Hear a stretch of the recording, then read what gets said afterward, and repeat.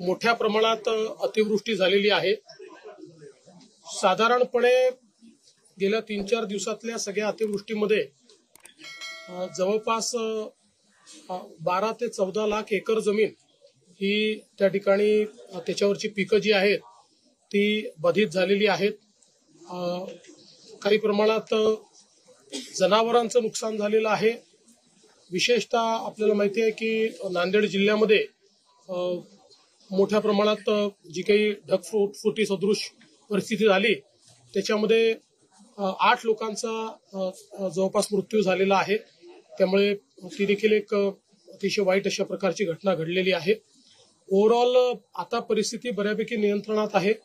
मुंबईमध्येही मोठ्या प्रमाणात अतिवृष्टी झाली। काही भागामध्ये जवळपास 300 mm पर्यंतची अतिवृष्टी ही झालेली आपल्याला पाहायला मिळाली। म्हणजे एक प्रकारे ज्याला आपण रेकॉर्ड पाऊस म्हणतो अशा प्रकारचा पाऊस पडलेला आहे। त्यामुळे काही प्रमाणात काही ठिकाणी वॉटर लॉगिंग झालेलं आपण बघितलं, पण त्यानंतर मात्र तिथलं पाणी रिसीड होऊन तिथला ट्रॅफिक सुरू केलेला आहे। जी आपली ट्रेन आहे मुंबईची लाईफलाईन ज्याला आपण म्हणतो अशी आपली जी लोकल आहे सबअर्बन रेल्वे, याचं देखील जे काही प्रवासी वाहतूक आहे ती थोडी धीमी झालेली आहे। काही ठिकाणी ती लेट चाललेली आहे, पण आता बहुतांश ठिकाणी ती चाललेली आहे। पाणी हळूहळू कमी होत आहे।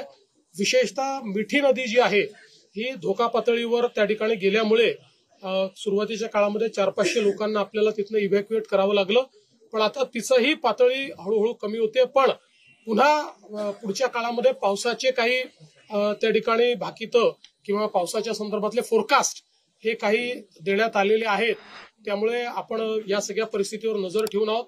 आपले जे राज्याचे उपमुख्यमंत्री आहेत एकनाथराव शिंदेजी हे स्वतः त्या ठिकाणी रस्त्यावर जिथे प्रॉब्लेम्स आहेत तिथे गेलेले आहेत। मिठी नदीवर देखील ते गेलेले आहेत आणि त्या ठिकाणी सगळ्या गोष्टी नियंत्रणात आणण्याचा प्रयत्न चाललेला आहे। आपल्याला कल्पना आहे आपण सुट्टी देखील दिलेली आहे जेणेकरून लोकांवर जाण्याचा ताण पडू नये आणि जास्तीत जास्त लोकांना वर्क फ्रॉम होम देखील जिथे शक्य आहे तिथे करण्याच्या संदर्भातले निर्देश आपण त्या ठिकाणी दिलेले आहेत। आणि आता या क्षणी परिस्थिती बऱ्यापैकी नियंत्रणात आहे, पण पुन्हा पाऊस आणि संध्याकाळी हाय टाईड देखील आहे। त्यावेळी परिस्थिती अजून मला असं वाटतं क्लोजली वॉच आपल्याला करावी लागेल आणि त्या संदर्भातल्या उपाययोजना या आपल्याला कराव्या लागतील। अनेक नद्यांची पाणी पातळी इशारावरून आता धोक्याकडे चाललेली आहे। जर सखल भागामध्ये गावांमध्ये पाणी शिरलं तर काय नियोजन असणार? एनडीआरएफ एसडीआरएफला तैनात आता एनडीआरएफ एसडीआरएफला अलर्टवर ठेवलेलं आहे। बहुतांश नद्या इशारा पातळीवर आहेत, काहीच नद्या इशारा पातळीच्या वर चाललेल्या आहेत। आपल्या बाजूच्या राज्यांसोबत आपलं नीट संपर्क आहे, त्यामुळे जो काही विसर्ग आहे त्याचं जे मॅनेजमेंट त्या राज्यांसोबत करावं लागतं ते मॅनेजमेंट आपण चांगल्या पद्धतीने करतो आहोत। बऱ्यापैकी बाजूची राज्य देखील आपल्याला त्या ठिकाणी जी काही मदत करायची ती मदत करतायत।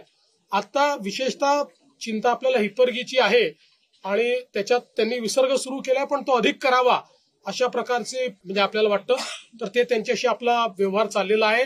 आणि तेलंगणा सोबतही योग्य प्रकारचा आपला त्या ठिकाणी संपर्क चाललेला आहे। काही कॅचमेंट्स मात्र असे आहेत की जे कंट्रोल्ड कॅचमेंट्स नाही आहेत, काही कॅचमेंट्स हे अनकंट्रोल्ड कॅचमेंट्स आहेत। त्या कॅचमेंटमध्ये जरा जास्त आपल्याला धोका आहे, तर त्याच्याकडे आपण लक्ष ठेवणं।